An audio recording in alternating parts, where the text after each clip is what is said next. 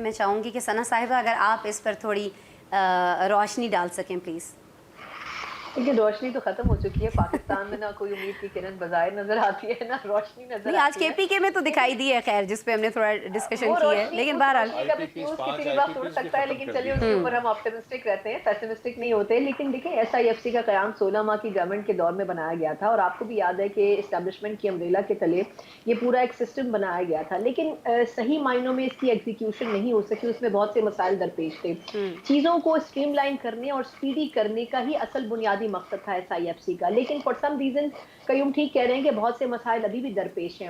اب دیکھیں آج اگر سعودی عرب سے ایک وقت آتا ہے، ٹھیک ہے کہ آپ کی اپنی بھی ایفرٹس میں رہی، آپ خود بھی سعودیہ گئے، آپ نے وہاں بات چیت کی، آپ مختلف ممالک کے دورے کر رہے ہیں، لیکن اب مجبوری کیا تھی کہ آرمی چیف کو ان سے خود ملاقات کرنی پڑی. میں اس ملاقات کے اوپر تنقید نہیں کر رہی ہوں، لیکن وہ جو ایشورنسز انویسٹرز کو چاہیے ہوتی ہیں وہ جب حکومت دینے میں ناکام رہتی ہے تو پھر فوجی اداروں کے سربراہان ان سے ملاقاتیں کرتے ہیں.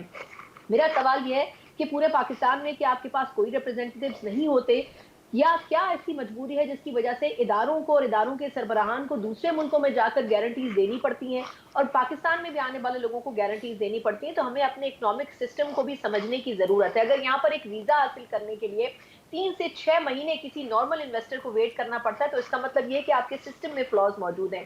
آپ کو بزنس کمیونٹی کو ریلیف دینے کی ضرورت ہے، اور I think S I F C ان تمام ایشوز کو کیٹر کرتی تھی، لیکن ان ایشوز کی ایگزیکیوشن میں بھی ابھی بہت سے مسائل موجود ہیں جس میں بیوروکریسی ایک بہت بڑا عمل دخل رکھتی ہے. تو اگر ان ایشوز سے آپ نمٹ لیں گے تو پھر آپ کو ضرورت نہیں پڑے گی کہ آپ کے اداروں کے سربراہان اس میں انٹروین کریں. اور دوسرا ایک چھوٹا سا پوائنٹ میں اس میں ایڈ کرنا چاہوں گی کہ پلیز. ہماری بزنس کمیونٹی میں ابھی بھی بہت سے لوگ ہیں. میں صرف کیسر بنگالی صاحب کی ایک چھوٹی سی مثال دوں گی. ان کو آپ کو یاد ہوگا کہ ان کو جو ایک کفایت شعاری کمیٹی سو کالڈ بنائی گئی تھی اس میں ان کو انکلوڈ کیا گیا تھا، اور ان کے سامنے یہ سجیشن رکھے گئے تھے کہ جی ہم نے بہت سے اداروں کو بند کرنا ہے. انہوں نے کوئی 50 کے قریب ادارے آگے رکھے جن کو بند کرنا تھا. ان ریکمنڈیشنز میں سے صرف 2 یا 3 اداروں کے بارے میں حکومت نے فیصلہ کیا کہ جی اس کو بند کر دیتے ہیں.